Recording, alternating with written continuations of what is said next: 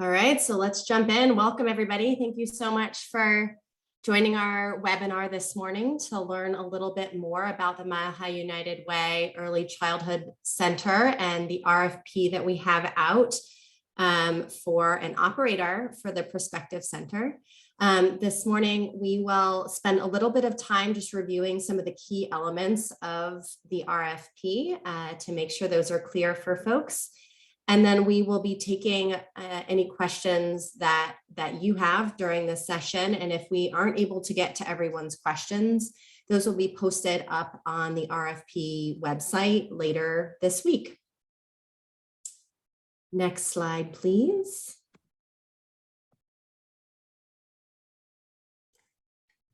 All right. Well, hi, everyone. My name is Nicole Reel. I serve as president and CEO at EPIC, Executives Partnering to Invest in Children. I wanted to introduce our team working on this project alongside the Mile High United Way team. For those of you who aren't familiar with EPIC, we're a 13-year-old nonprofit organization here in Colorado that really serves as the business voice in support of early childhood policies and solutions. We work very closely with the business community and with employers, specifically that focus on workforce solutions, including childcare for their workforce and their employees, as well as policy development, education for the private sector, and also infrastructure for communities at large. So we are really excited to be supporting this project and working with our partners at Mile High United Way for this project. Wanted to quickly introduce our other team members. Of course, Steph Edelman has been the one who has kicked us off today. A big thank you to her. She is our great, fantastic, wonderful subcontracting partner who has been serving as the project lead on this effort with her firm 5280 Impact Partners. And we also have Alethea Gomez, who is our Director of Programs and Initiatives here at EPIC, also working very hard on this project and really leading all of our different programs and contract work with employers and other partners across the state that we are doing. So we are in this process responsible for receiving and responding to all of the Q&A through this process and supporting that effort. Our team, and specifically Steph, will be blinding all of the proposals that are submitted as they come in, and those proposals will remain blinded all the way until the finalist stage in this process, so that the individuals who are actually evaluating proposals coming in from organizations cannot actually see which organization those proposals are coming from. And we will also be supporting the Mile High United Way Proposal Evaluation Committee and their decision process for that as well. So a little bit of background on this project. We are going to kick this off with a video from Christine Bonero, who is the president and CEO at Mile High United Way.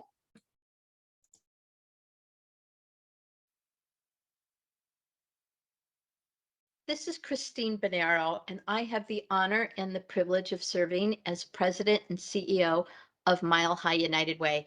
And I cannot tell you how very grateful I am that you are interested in this conversation with Mile High United Way and our incredible partners, EPIC, Executives Partnering to Invest in Children.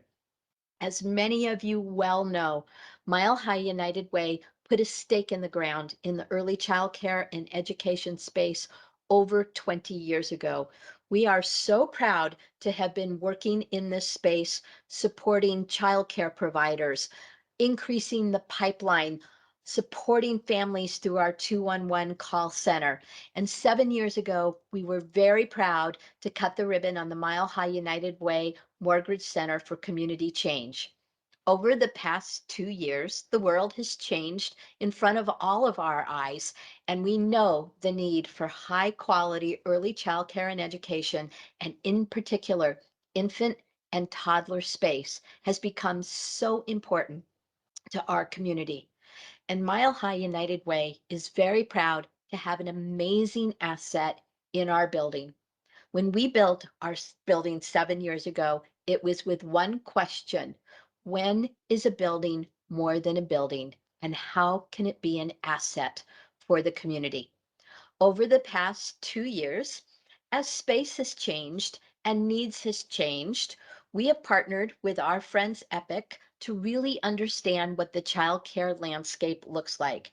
And we are very proud to explore the possibility of whether our building is a good site for an early childcare education space for infants and for toddlers. So we are very proud to be putting out the request for proposal that is going to allow us to continue the conversation. Is it feasible? Could we possibly do this?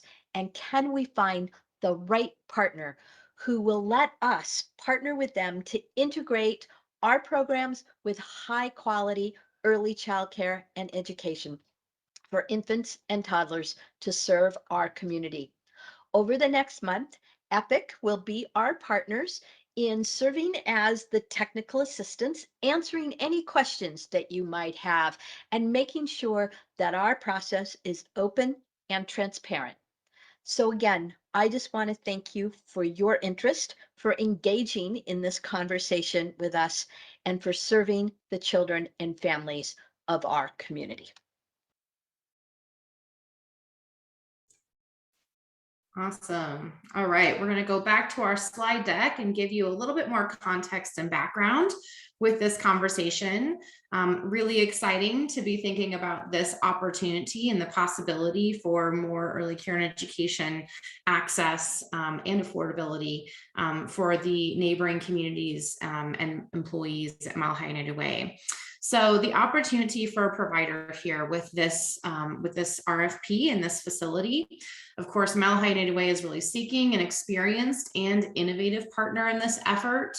Of course, as Christine mentioned, at their headquarter building at 711 Park Avenue West, with up to 5 ground floor classrooms serving a projected 58 children. And we'll go into some more detail in a few minutes here around what that projected enrollment would look like. Again, Mile High United Way here is not just looking for an operations partner, but really looking for an operations partner that can also innovate with them and also meet the needs of children and families, working towards the mission and the goals of Mile High United Way around increased economic mobility and really being a much more holistic support to the surrounding community. Of course, they want to work closely with this operations partner and also look at ways that they can align their programmatic areas and different programs that might be mutually beneficial to one another when it comes to workforce or supporting families and children.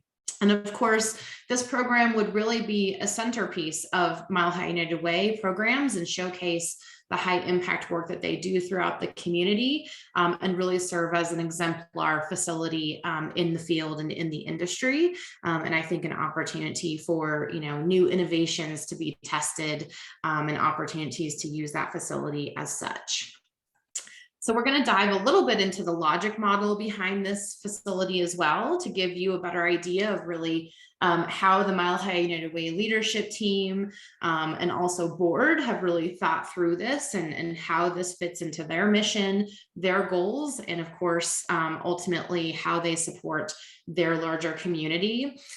So of course, as you heard from Christine, the pandemic has really changed the way that our workforce works and how different spaces and spaces like conference areas are utilized.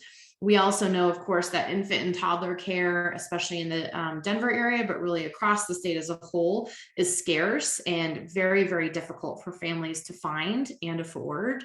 And of course, Mile High United Way is also an employer themselves. They have a great staff. Their staff is their mission as well. And they want to make sure that as they recruit great and talented individuals, that they can also support those employees and their families and their new babies by providing care on site. And of course, they also now have a donor gift that can be transformative in this effort. A couple of key levers to think about here, and that was, really, I think, core to thinking about this potential project. Of course, Mile High United Way supports quality early care and education and really wants to make sure that they're focusing on the highest needs populations and the communities and the families that are really furthest from opportunity. And we know that, of course, infants and toddlers are definitely in that category. as mentioned before, they want to partner with an operator that can really operate an exemplar program and use this as a model for high impact, and making sure that they can embed and integrate their work with United Neighborhoods and the families served through those programs, as well as making sure that the workforce that is working within this program is also reflective of the communities and the neighborhood that they are serving as well. And then long-term outcomes, again, 58 children anticipated to be served through this program, including 38 infants and toddlers. And Alethea will speak to that a little bit more in detail here on the next slide. And of course, making sure that children have the strong foundation they need to be ready for kindergarten, to reach their full potential success, both in terms of their education, but also in terms of their careers down the road. Economic mobility for families, making sure those families have the supports they need so they can enter and stay in the workforce, and make sure that their families have what they need to be successful and to grow and really obtain their own goals. And also, of course, make sure that this is something that is equitable for both employees at Mile High United Way, but also for the community as well. So next, I'm going to transfer over to Alethea. She's going to talk about the enrollment model and some of the thoughts behind that as well. Thank you, Nicole. Good morning, everyone. So again, all of this is outlined in detail inside of the RFP, but we did want to just highlight a few of the enrollment configuration, prioritization approaches, as well as the center design itself, to give a little more in-depth insight into why this design was chosen. So as Nicole was mentioning, and of course, as you heard Christine express in her video, and through, this is something I'm certain that all of the webinar attendees are aware of as well, we've identified infant and toddler care as a larger community need in our surrounding neighborhoods that surround Mile High United Way, and certainly throughout the state.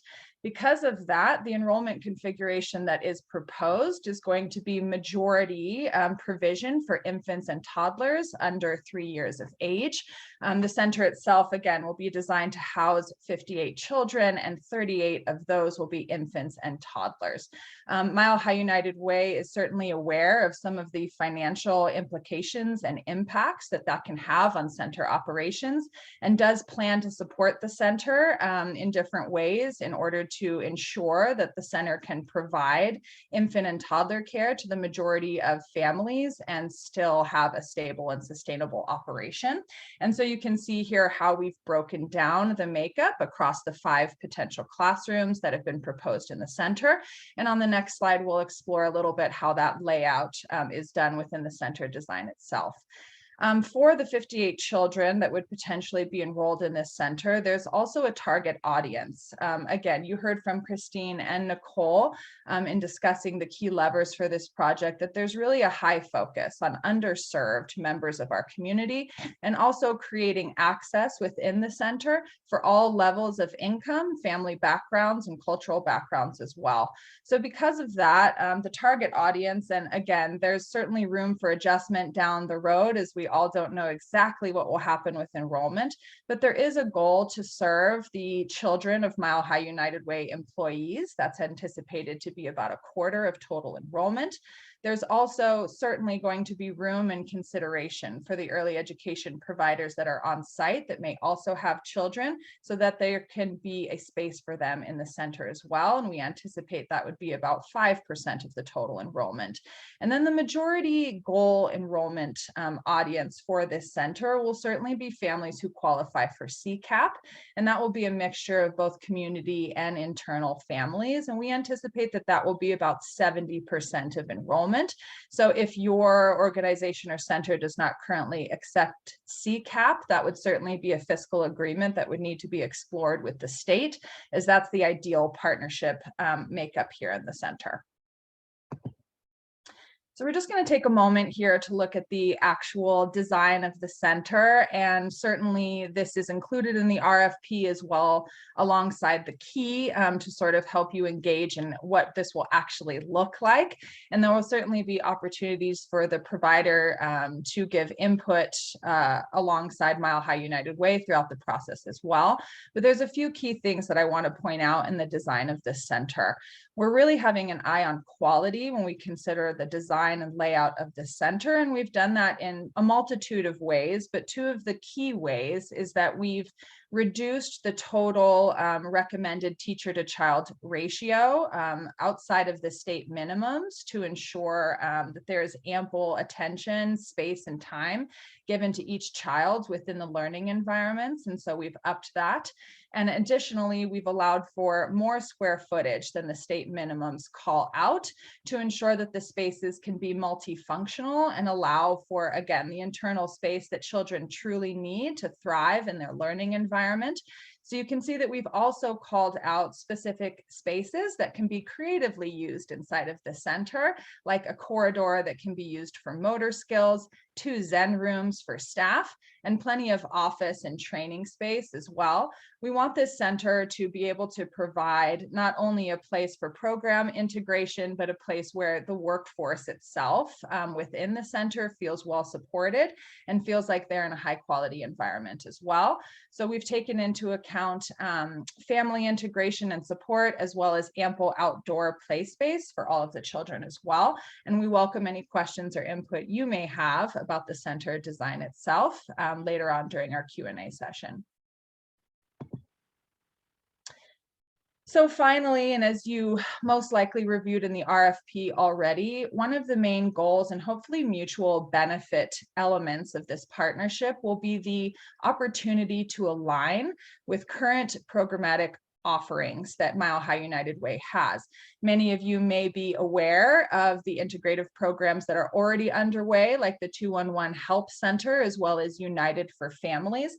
And both of those programs will lend a few things. The first thing is that there's a potential for recruitment and retention of a workforce that reflects the community served within the center.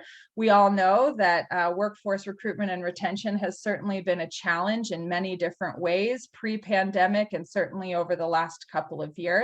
And Mile High United Way wants to be creative and innovative and have a thought partner in how they can support the strength and sustainability of the early education workforce within this center and surrounding communities moving forward.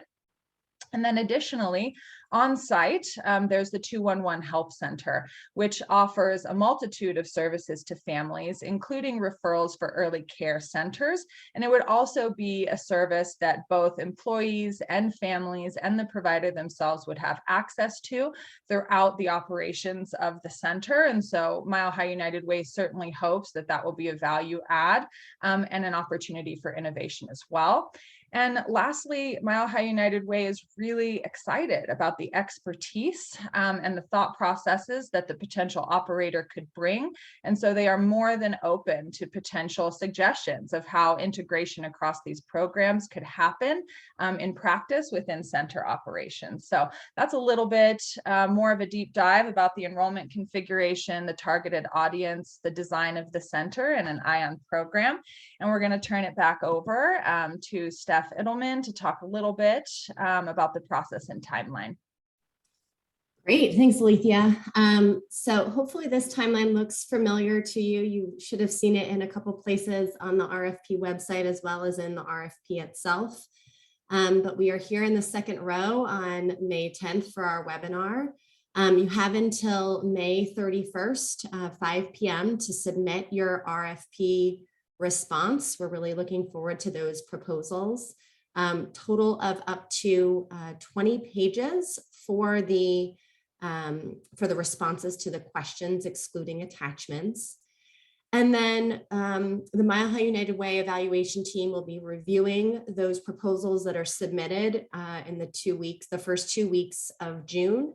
And then the week of June 13th, we are anticipating doing follow-up interviews and site visits with a smaller group of finalists from those who we've received proposals from. We would recommend that folks save the date on June 13th and 14th, which is Monday and Tuesday of that week, in the morning for site visits. We know that there's going to be a tight turnaround.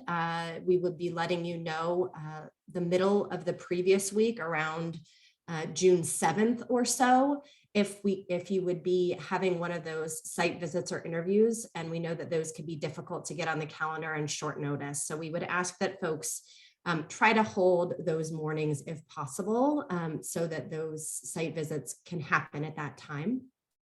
And things you see are moving pretty quickly here. So partner decision contracting would happen in July. And then that'll be about a year before we would target school launch. So we'd be aiming for next summer, 2023, for the launch of the center.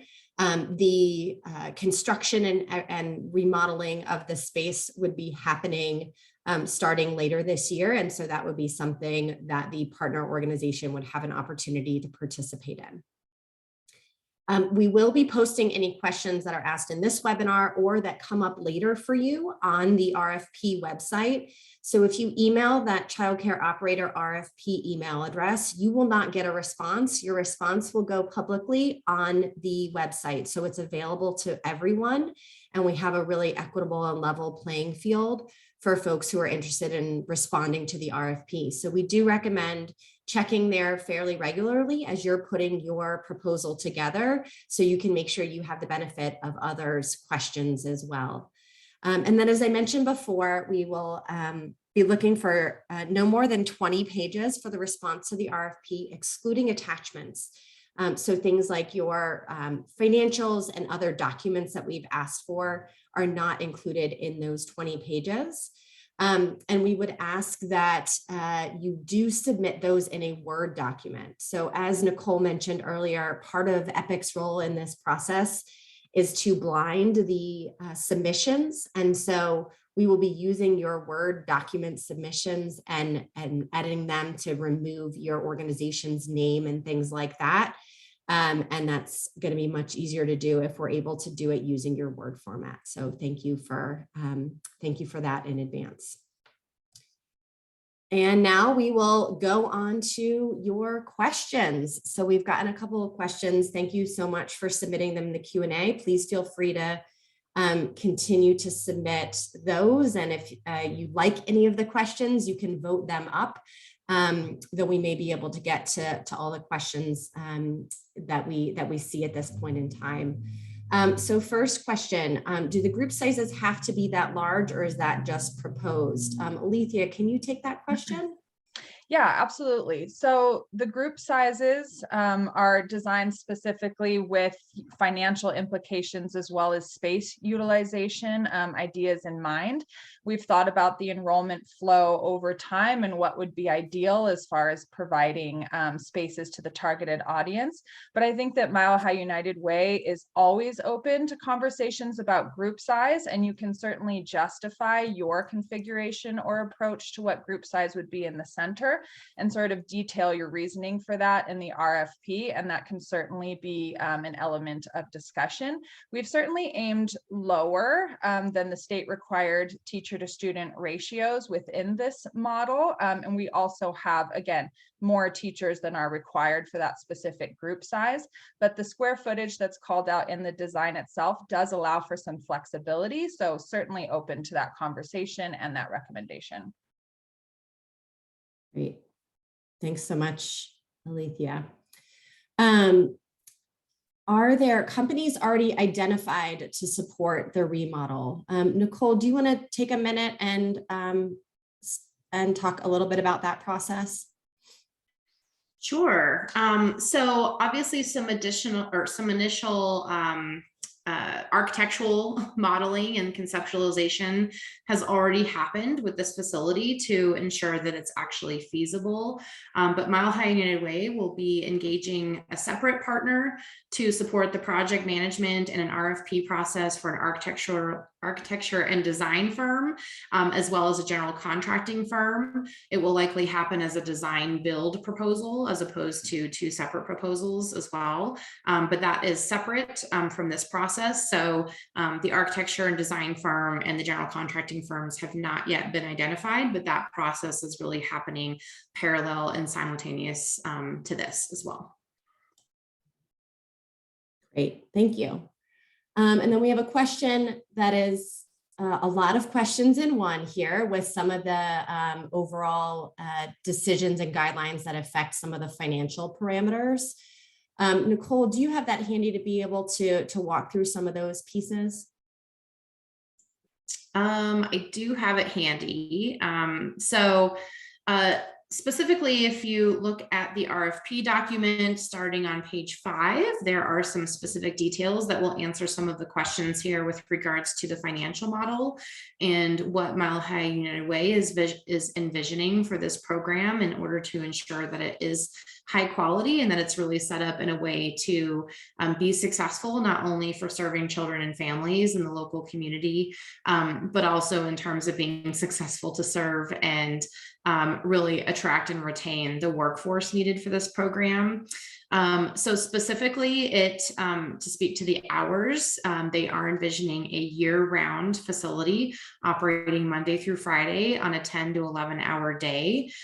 So most likely some of those typical hours, like a 7 to 6 model, for example, that you might see in centers.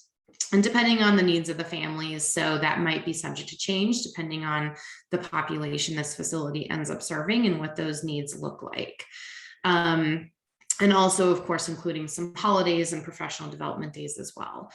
In terms of workforce and pay rates, the rates that have been established here as, I would say, benchmarks or milestone rates to look at would be approximately $23 an hour for lead teachers and $20 an hour for assistant teachers, in order to make sure that this is really an attractive and viable career offering and solution for early childhood educators and teachers as well.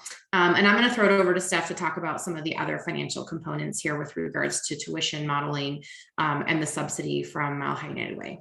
Yeah. So these sort of the end of this question and the next two questions are really all focused on the financial elements. And so as is mentioned in the RFP, and as both Alethea and Nicole have mentioned, the decisions that have been outlined here are really aligned with having a very high quality center, which we realize has financial implications, and Mile High United Way recognizes that as well.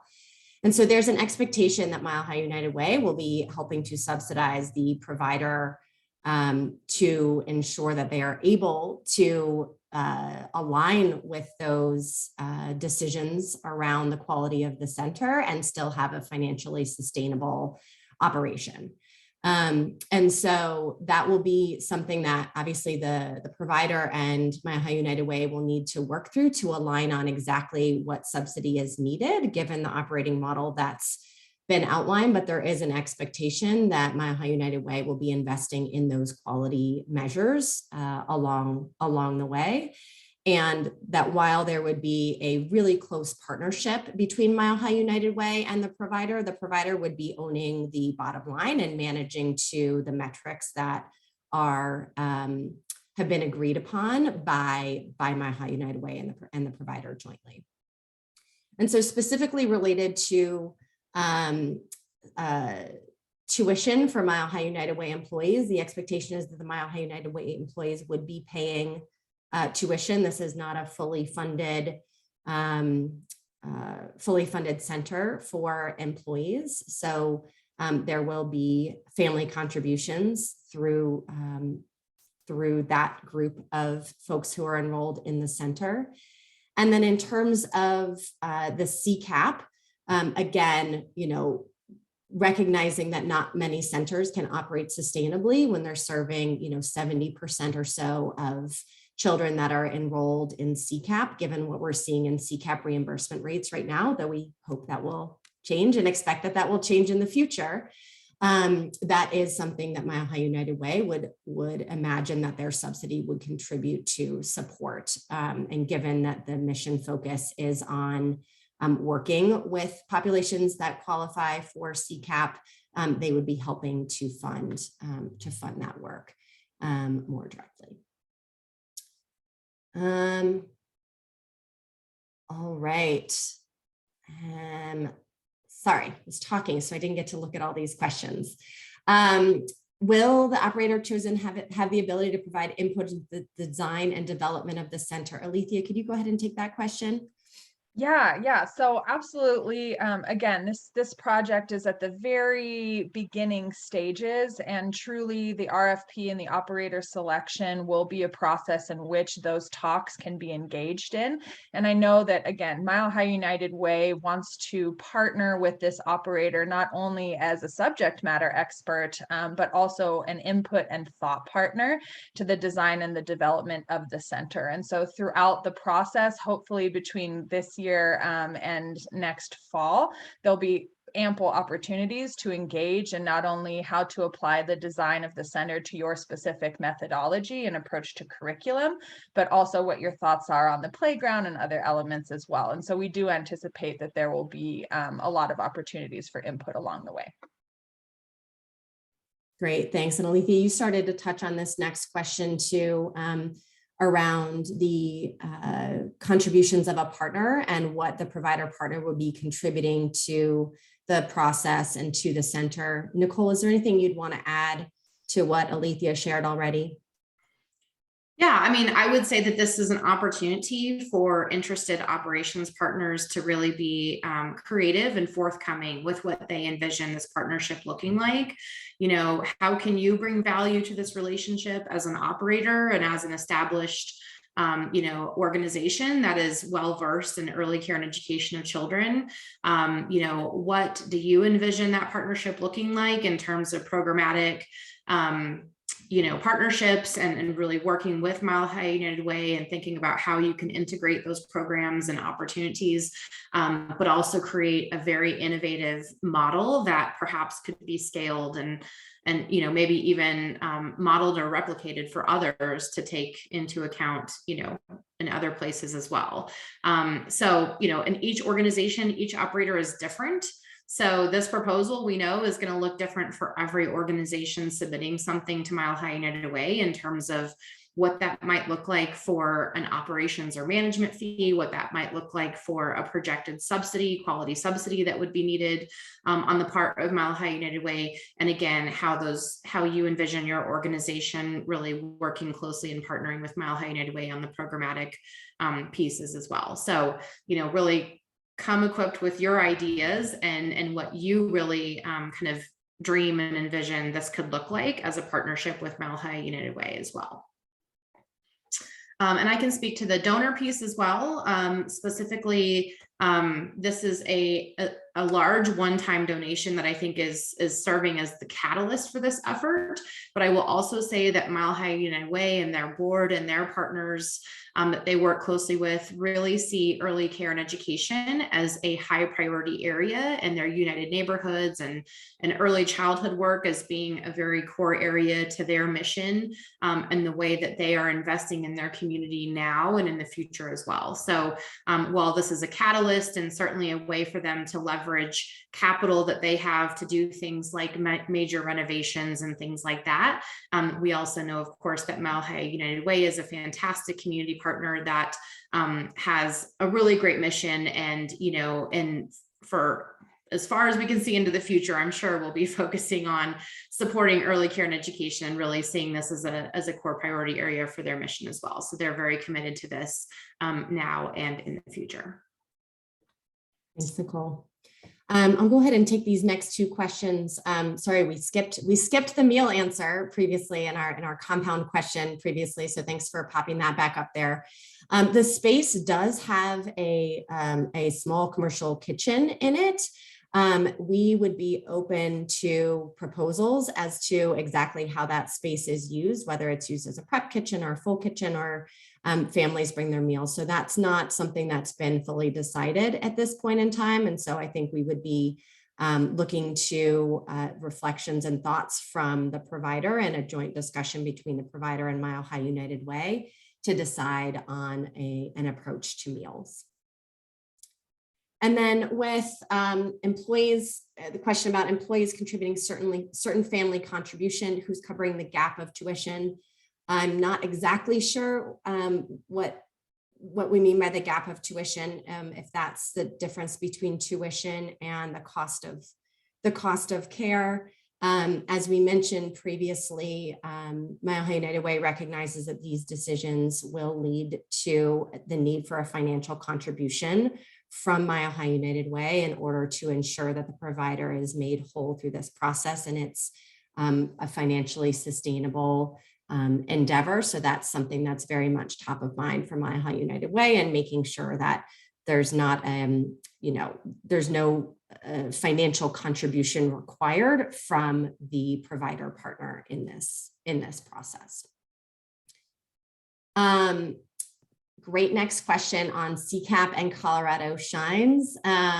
Nicole and Alethea are both smiling. Who wants to take this one? Yeah, take it.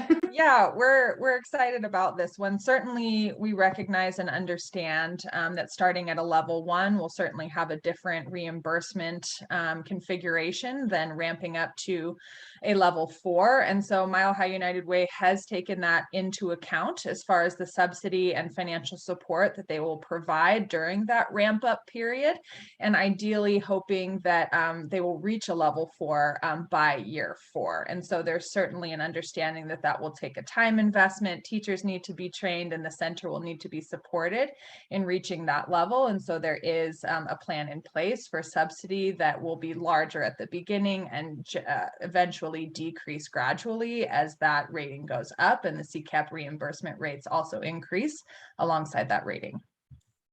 And I'll also add to that, knowing that there is such a significant financial implication tied to that Colorado Shines rating due to the CCAP reimbursement rates. We definitely encourage interested operators to speak to that in their proposals and address, their experience and capabilities in going through the Colorado Shines process, but also speak to the timeline that they would envision for that as well. Obviously, there's going to be a tremendous benefit to an operator being able to reach that higher level of quality sooner rather than later. And there may also be some potential, financial incentives built into the contract for such a thing as well. So I think Mile High United Way is interested in hearing from operators specifically, what their capabilities are in this area and what their plan would be in this area for reaching that higher quality rating as well.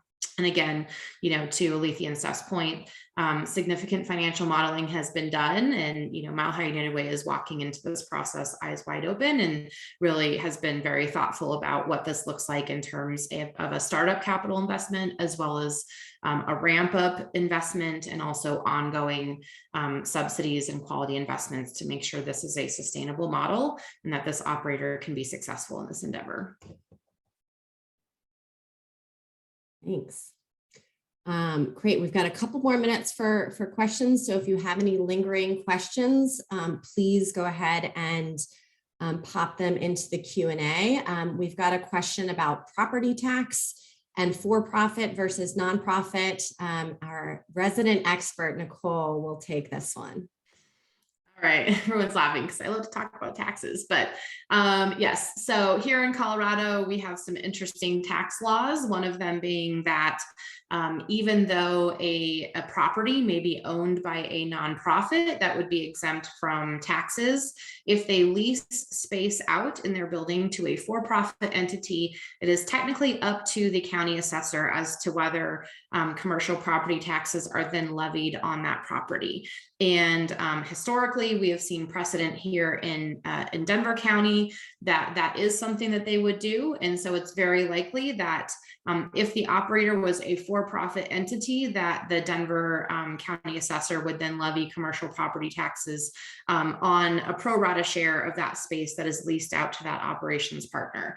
So that is something that needs to be taken into account in the negotiations and the financial modeling that happens with Mile High United Way and a potential operator, if that's something that would apply. So this might be something that could change in the future down the road with, policy action, but for now, this is something that we believe will be applicable to the financial situation of this child care center, and want to make sure that that is accounted for in the potential operator's response and proposal that comes into Mile High United Way. So if you are a for-profit entity, please, be sure to address that and speak to that in your proposal as to how you might see that that working out, and how that relationship or that tax implication could be handled. Okay, and then we've got a question. Will there be help for a couple of years for a for-profit entity operator for the property tax? I'm not sure that I fully understand that question. Nicole, do you have thoughts on that one? Again, I would say if your organization falls into this for-profit operator bucket, I would just encourage you in your proposal to speak to that. And make sure that, if you wanted to propose, some sort of, for example, split share of that tax liability during the ramp up period, or whatever it might be, that you're very specific about what you would envision that looking like with regards to that financial implication for taxes with Mile High United Way.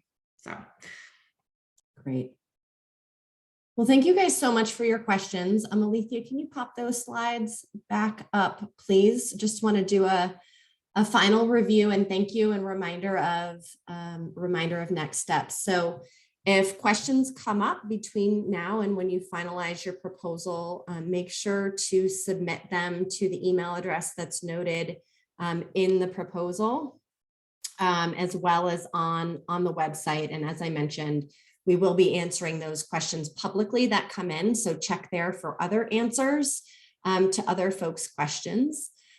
We will accept questions through Thursday, May 26th. And after that, we'll not be answering questions again, in order just to keep that playing field level for folks, so that everyone has all the information available before they need to submit their RFP. And then submit by 5 p.m. on May 31st to the Child Care Operator RFP email address. Thank you all so much for attending today. Really appreciate your great questions, and we look forward to receiving your proposals. Thanks so much. Thanks, everyone. Have a great day.